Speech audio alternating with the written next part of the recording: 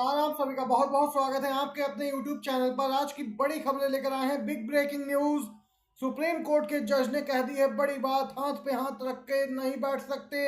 क्या कुछ है, पूरी अपडेट आगे जानेंगे। वहीं राहुल गांधी ने बीजेपी पर फिर साधा निशाना। ताजा लेटेस्ट अपडेट आप सभी के लिए लेकर आए हैं। और भी बहुत सी खबरें हैं जो विस्तार से आगे आप तक पहुंचाएंगे। वहीं अगर आप भी मानते हैं इस बार एनडीए को इंडिया गठबंधन कड़ी टक्कर दे रहा है तो एक लाइक वीडियो को जरूर कीजिएगा। कमेंट बॉक्स में जरूर लिखेगा हैशटैग वी सपोर्ट इंडिया। पहली बिग ब्रेकिंग न्यूज सामने निकल के आ रही है। हाथ पर हाथ रखकर नहीं बैठ सकते, सरकार के किस काम से नाराज हैं आखिर सुप्रीम कोर्ट के जस्टिस बी आर गवाई। जी हां, आप सभी को बताते चलें 2025 में जस्टिस बी आर गवाई देश के मुख्य न्यायाधीश बनेंगे। और इससे पहले उन्होंने यहाँ पे एक बड़ी बात कही है। बताते चले सुप्रीम कोर्ट के वरिष्ठ न्यायाधीश और कॉलेजियम में शामिल जस्टिस बी आर गवाई ने कहा कि सरकार की नीतियों की समीक्षा करने में न्यायपालिका की महत्वपूर्ण भूमिका होती है। ऐसे में अगर कार्यपालिका अपने कर्तव्यों का पालन करने में विफल रहती है तो न्यायपालिका हाथ पर हाथ रखकर नहीं बैठ सकती है। जस्टिस गवाई ने हार्वर्ड कैनेडी स्कूल में आयोजित एक सभा को संबोधित करते हुए ये बातें कही। आप सभी को जानकारी के लिए बताते चलें कि हाल ही में सरकार की विवादास्पद चुनावी बॉन्ड योजना को रद्द करने वाली 5 जजों की संविधान पीठ में जस्टिस बी आर गवाई भी शामिल थे। एक साल बाद यानी मई 2025 में भारत के मुख्य न्यायाधीश बनने वाले हैं जस्टिस बी आर गवाई। और उनकी यहाँ पे कड़ी प्रतिक्रियाएं निकल के आ रही हैं। उन्होंने कहा कि प्रत्येक नागरिक को किसी ऐसे कानून की संवैधानिकता को चुनौती देने का भी अधिकार है जो किसी व्यक्ति के जीवन, स्वतंत्रता और संपत्ति को यहाँ पे प्रभावित करता है। ऐसे कई ऐतिहासिक मामले सामने निकल के आए जहां सुप्रीम कोर्ट ने संविधान के साथ असंगत पाए गए कानूनों और विनियमों को रद्द कर दिया है। अगर आप भी जस्टिस बी आर गवाई की बातों से सहमत हैं तो एक लाइक वीडियो को जरूर कीजिएगा। अगली अपडेट की ओर बढ़ते हैं। मुख्यमंत्री अरविंद केजरीवाल ने अपनी गिरफ्तारी को सुप्रीम कोर्ट में चुनौती दी। और वहीं अरविंद केजरीवाल के मामले में सुप्रीम कोर्ट ने ईडी से कुछ अहम और बड़े सवाल पूछे। बताइए, आम चुनाव से पहले गिरफ्तारी क्यों की? ये एक बड़ा सवाल सुप्रीम कोर्ट ने ईडी से पूछा। कार्रवाई शुरू होने और केजरीवाल को गिरफ्तार करने के बीच इतना अंतराल क्यों? जीवन और आजादी महत्वपूर्ण है, ये टिप्पणी भी की है सुप्रीम कोर्ट ने। आपको बताते चलें, सुप्रीम कोर्ट ने कहा कि इस मामले में संपत्ति कुर्क करने की कार्रवाई अब तक नहीं हुई। अगर हुई तो दिखाइए केजरीवाल मामले में कैसे शामिल है। यहाँ पे सुप्रीम कोर्ट में ईडी एक भी सवाल का जवाब नहीं दे पाई और सुप्रीम कोर्ट ने कई सवाल एक साथ पूछ दिए जिससे ईडी के वकील की बोलती बंद हो गई। अपनी गिरफ्तारी को यहाँ पे चुनौती दी है। पहले यहाँ पे लोअर कोर्ट, हाई कोर्ट, अब सुप्रीम कोर्ट में पहुंचा है मामला।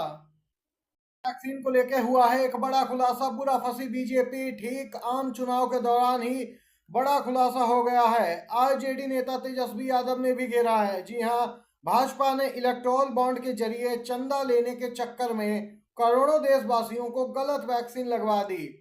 आपको बताते चाहे कोविशील्ड को लेके ब्रिटिश अदालत में बड़े खुलासे हुए, जिसके बाद लगातार यहाँ पे कोविशील्ड बनाने वाली कंपनी सीरम इंस्टीट्यूट और यहाँ पे बीजेपी बुरा फंसती जा रही है क्योंकि यहाँ पे लगभग 55 करोड़ का चंदा लिया है इलेक्टोरल बॉन्ड के जरिए बीजेपी ने।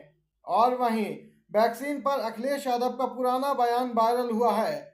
अखिलेश यादव ने तब कहा था, मुझे बीजेपी की वैक्सीन पर भरोसा नहीं है, मैं वैक्सीन नहीं लगवाऊंगा। वहीं आप सभी को जानकारी के लिए बताते चलें, देशवासियों ने तो कोविशील्ड वैक्सीन लगवाई ज्यादातर, लेकिन पीएम मोदी ने कोविशील्ड नहीं लगवाई थी। प्रधानमंत्री मोदी ने कोवैक्सीन लगवाई थी, जिसको लेकर यहाँ पे सोशल मीडिया यूजर्स अपनी कड़ी प्रतिक्रियाएं भी व्यक्त कर रहे हैं। देख सकते हैं करोड़ों देशवासियों के स्वास्थ्य के साथ खिलवाड़ किया गया है। आप लोगों की क्या कुछ राय है जरूर बताइए कमेंट बॉक्स में। इसी के साथ अगली अपडेट की ओर चलते हैं। दिल्ली के मुख्यमंत्री केजरीवाल का मामला यहाँ पे सुप्रीम कोर्ट में है तो वहीं दिल्ली के पूर्व उप मुख्यमंत्री मनीष सिसोदिया के जमानत का मामला भी आ गया है सामने। दिल्ली के राउज एवेन्यू कोर्ट में आज सुनवाई हुई। 4 बजे से सुनवाई शुरू हुई, जहां पर मनीष सिसोदिया की जमानत याचिका को राउज एवेन्यू कोर्ट ने खारिज किया। दिल्ली शराब नीति मामले में 26 फरवरी 2023 से तिहाड़ जेल में बंद है दिल्ली के पूर्व उप मुख्यमंत्री मनीष सिसोदिया। मनीष सिसोदिया की जहां एक तरफ राउज एवेन्यू कोर्ट से जमानत याचिका खारिज हुई, वहीं अब कोर्ट के फैसले के खिलाफ हाई कोर्ट जाएंगे मनीष सिसोदिया। ये ताजा अपडेट निकल के आई है। लगातार जमानत की अर्जी दायर हो रही, लेकिन यहाँ पे जमानत याचिका ही खारिज कर दी जाती है। ये अपडेट निकल के आई। दूसरी तरफ बीजेपी के 400 पार का दावा धरा का धरा रह गया। इसी प्रकार के संकेत मिल रहे हैं। बीजेपी के दावे की हवा निकल गई है।